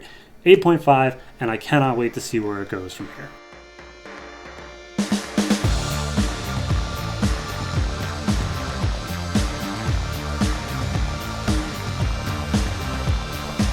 Swamp Thing number 4, written by Scott Snyder, art by Marco Rudy. We last left off with William, our young little angel of death, leaving the institute, the hospital where he was kept in a bubble for a while, and killing pretty much everyone on the way out.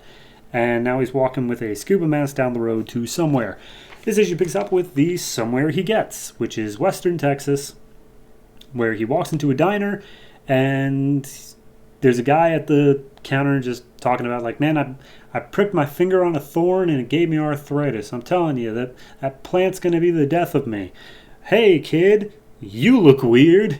What can I get you? And he's like, I would like a milkshake, please. Vanilla. And he's like, did you come from a hospital? He's like, yep. Just walked here. He's like, that's 15 miles away. He's like, yep. Okay. And the blood on your shirt? That's not mine.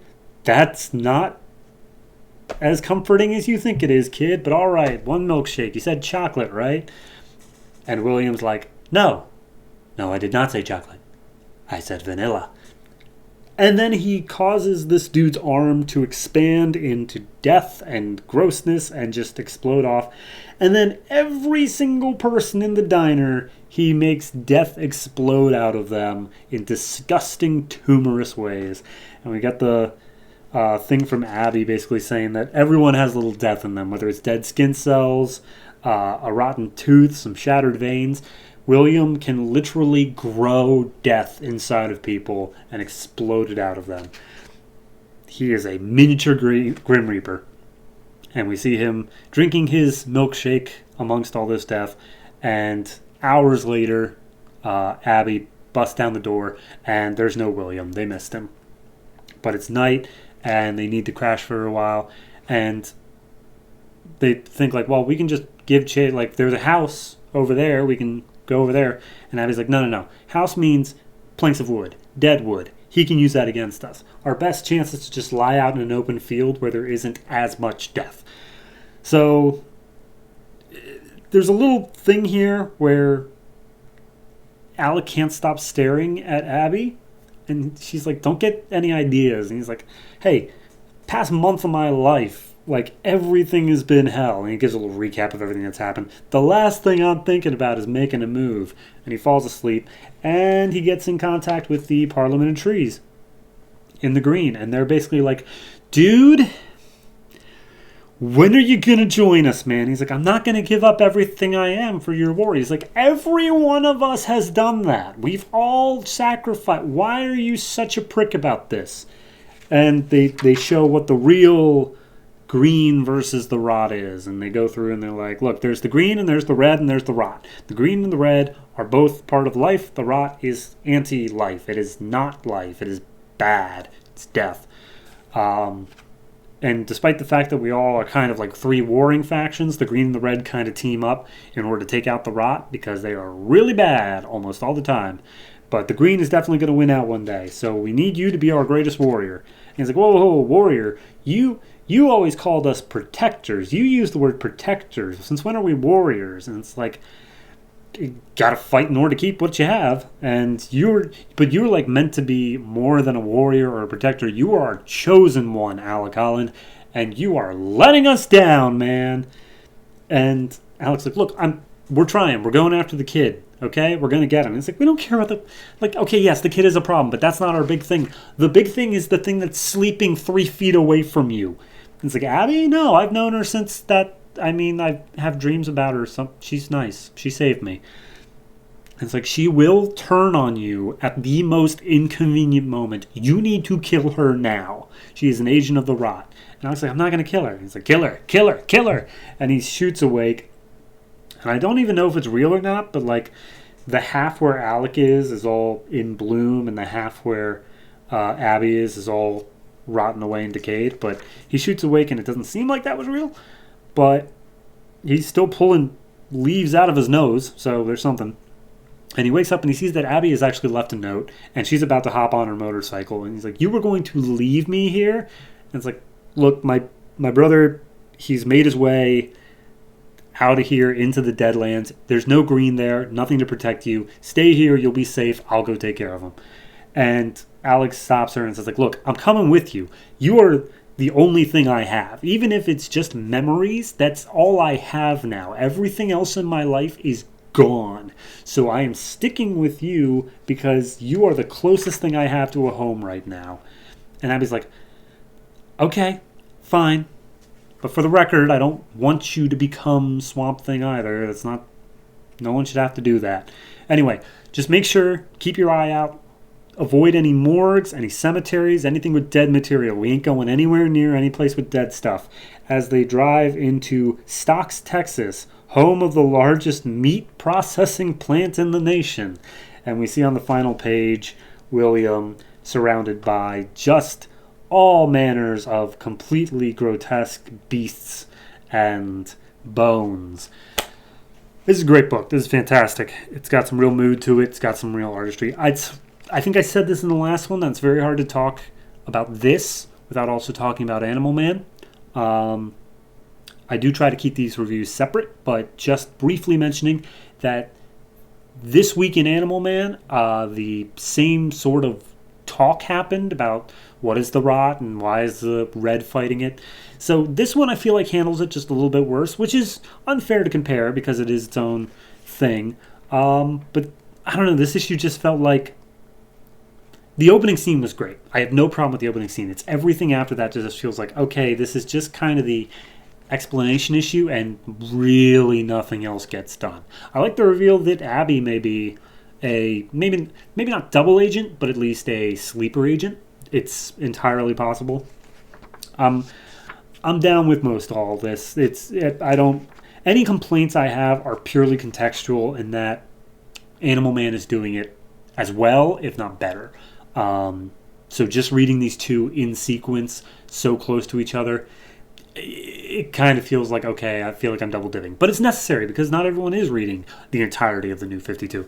So all in all, I'm going to give this one an 8. It's very well done. The art is fantastic. There are like 4 inkers on this. There's 3 inkers on this, and you can feel it in a couple places. Not a lot, but there's definitely between like the opening sequence to like the Parliament of Trees sequence, there's just this subtle feel to it of something's different. But it's not bad. It's not bad at all. I definitely would recommend reading it if you have any interest in what's going on with the Rot saga as a whole, and especially if you have any interest in Swamp Thing, because he's on the cover. We know we're getting him back. Alec Holland is not long for this world.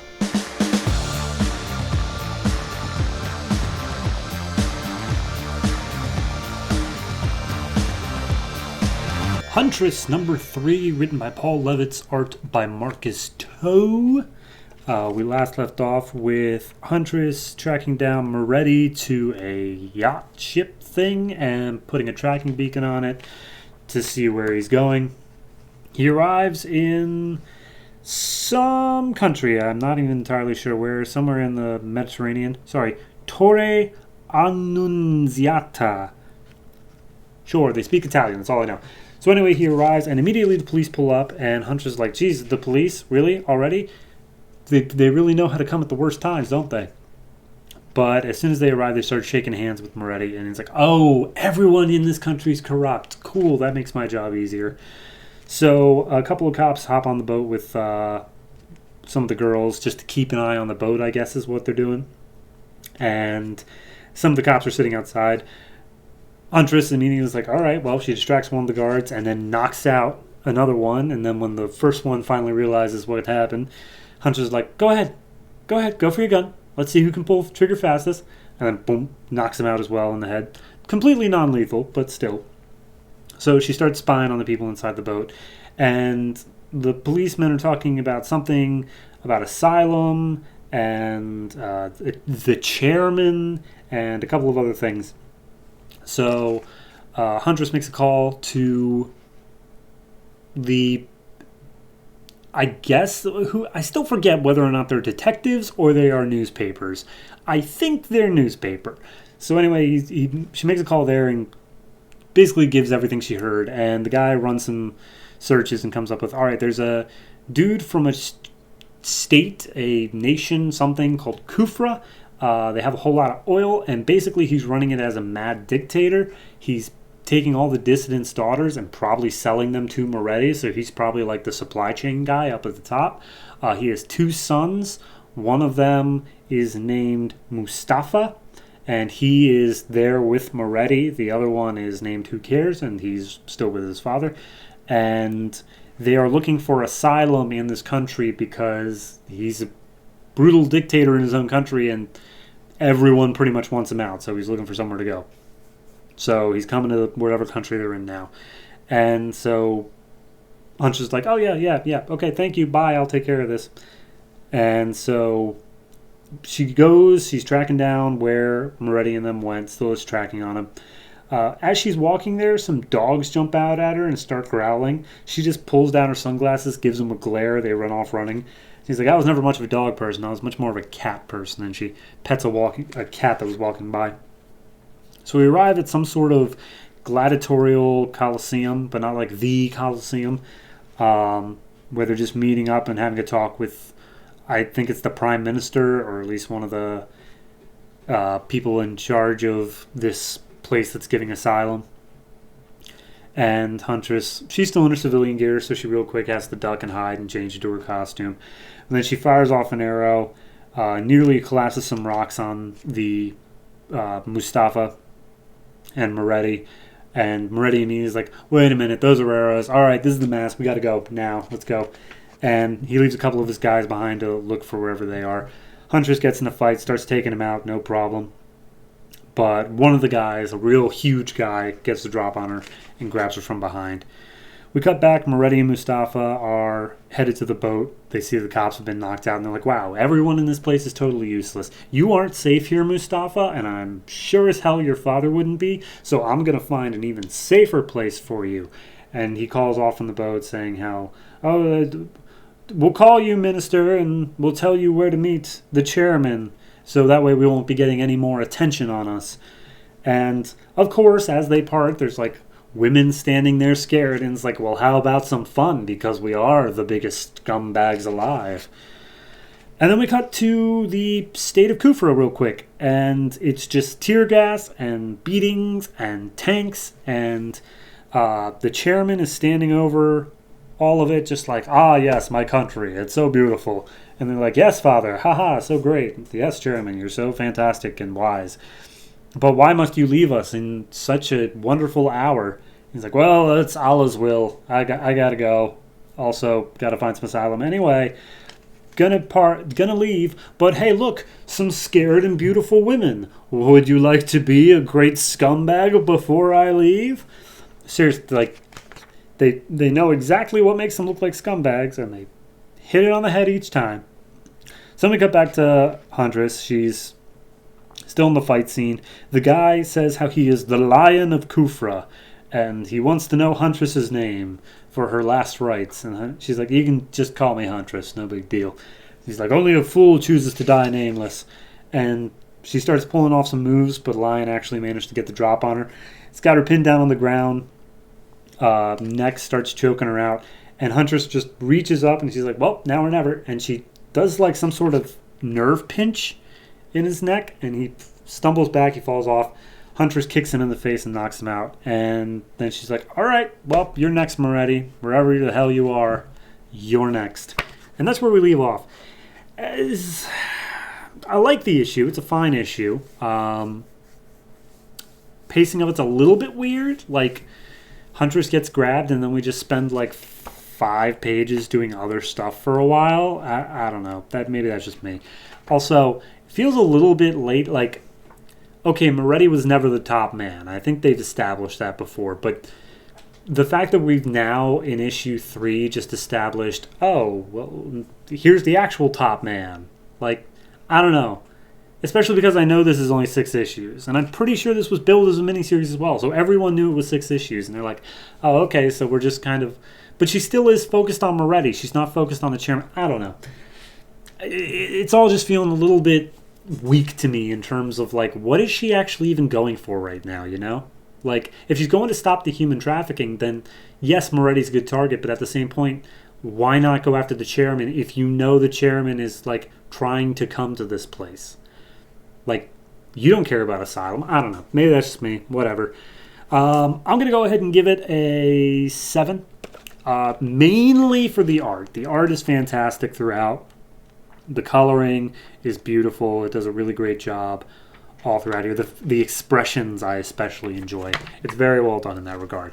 So yeah, 7 for this. I'm just hoping that I can understand her motivations more moving forward. That's my only critique right now.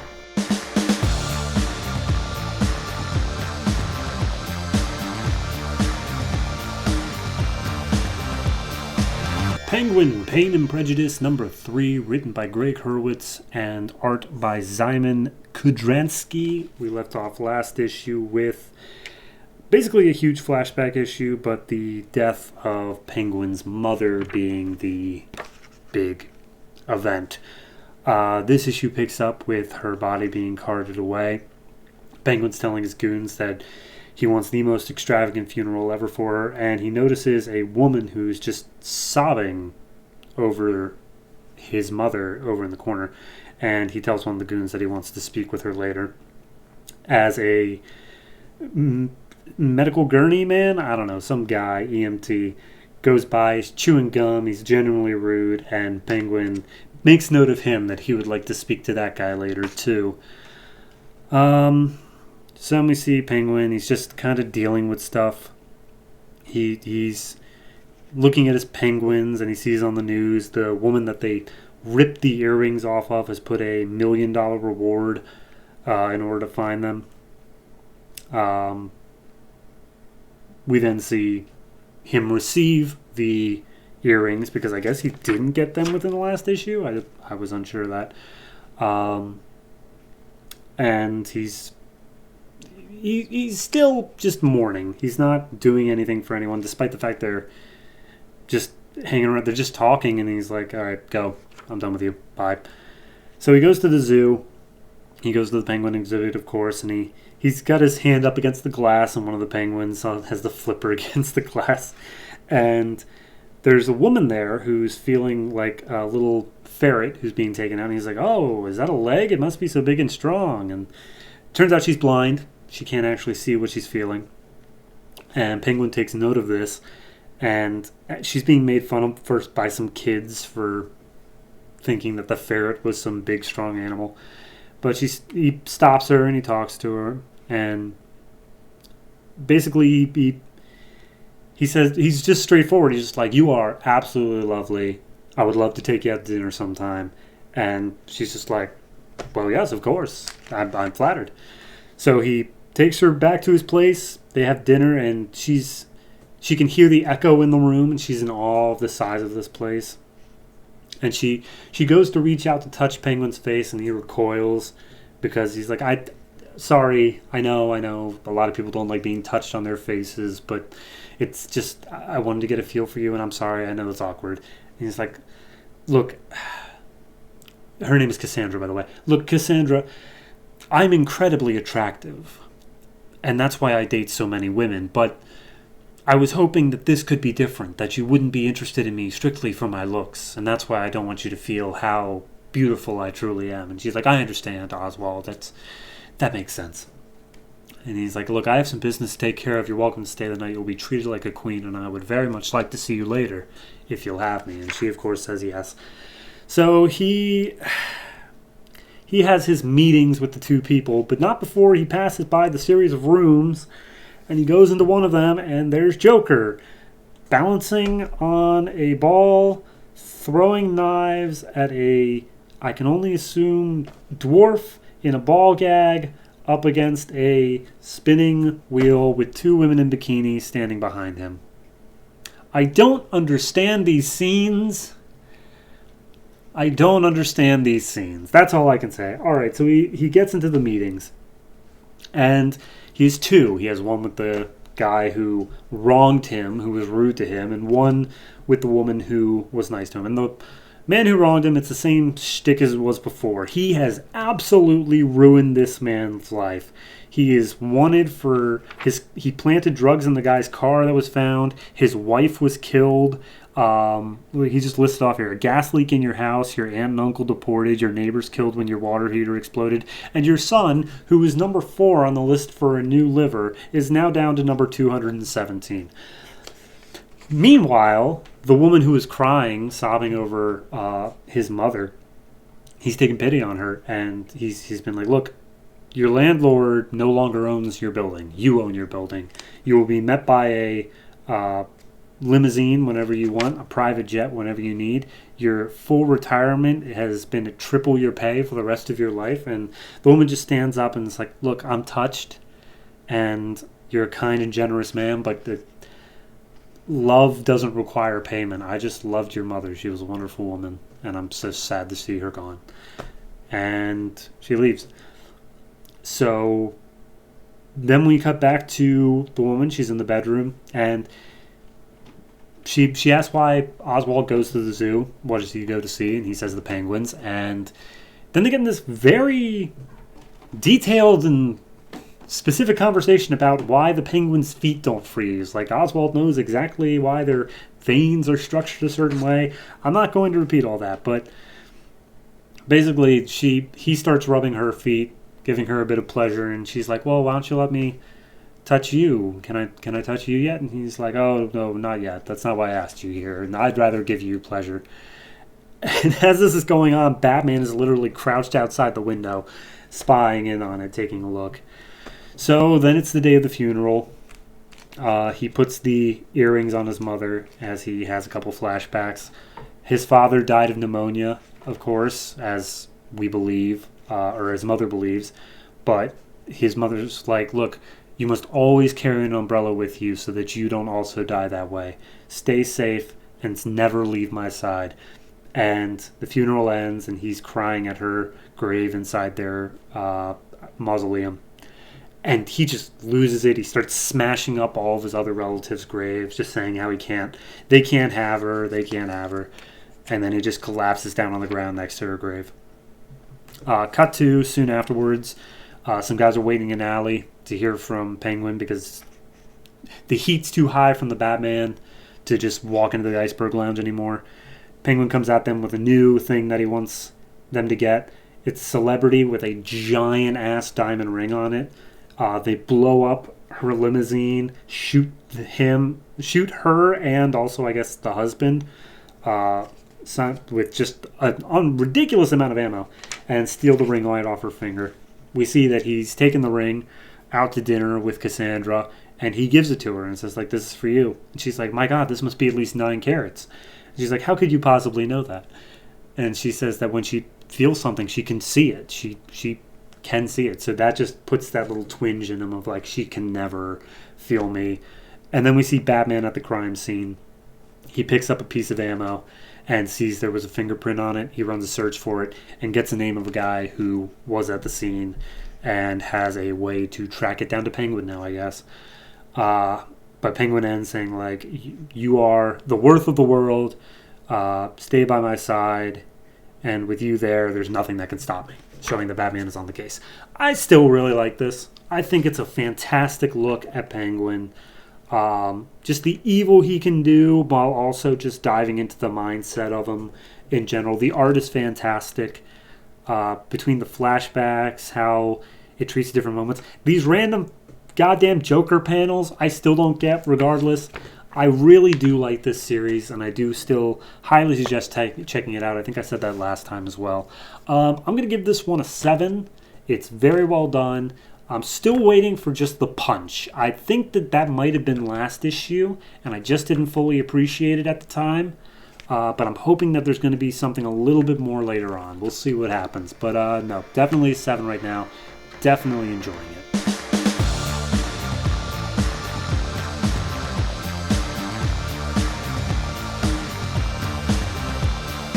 And that's it. That's all the comics that came out this December 7th, 2011 from DC Comics. And I'm just going to go ahead and let you peer straight behind the curtain.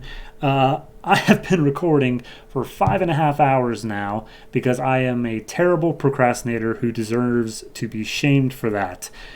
And that's not even counting the editing time I still have to do and then wake up in 5 hours from now. So I'm just going to go ahead and rush through this next bit, and we can go ahead and say that I did all the stuff. So, comics, next week, December 14, 2011, we have 16 goddamn comics. Number 4 issues of Batman and Robin, Batgirl, Batwoman, Superboy, Green Lantern, Mr. Terrific, Deathstroke, Grifter, Suicide Squad, Legion Lost, Demon Knights, Frankenstein, Agent of Shade, and Resurrection Man. Additionally, the number 3 issues of My Greatest Adventure and The Shade, those 2 minis. And hey, we're getting a new mini. It's The Ray. Oh boy, number 1 issue. Been several episodes since we have one of those, actually. So hey, I guess I'm looking forward to that. But if you have had any thoughts on the comics I did this week, the comics I'm mentioning coming up next week, or any comic I'm ever going to talk about on this show ever, go ahead and hit me up on Twitter at DC Comics Podcast. That is at DC Comics Podcast, all one word. Use the hashtag New52 because whatever, who cares. Also, there's a Patreon. Patreon is Mild Fuzz TV, all one word, Mild Fuzz TV. I don't get a dime, but you should, because, I don't know, reasons. I'm not making any sense. I really want the show to end now. Not because I dislike you. You're great. It's everyone else that's listening. I hate them. So yeah, I'm done. I'll talk to you guys next time. And always remember, if it ain't broke, don't fix it.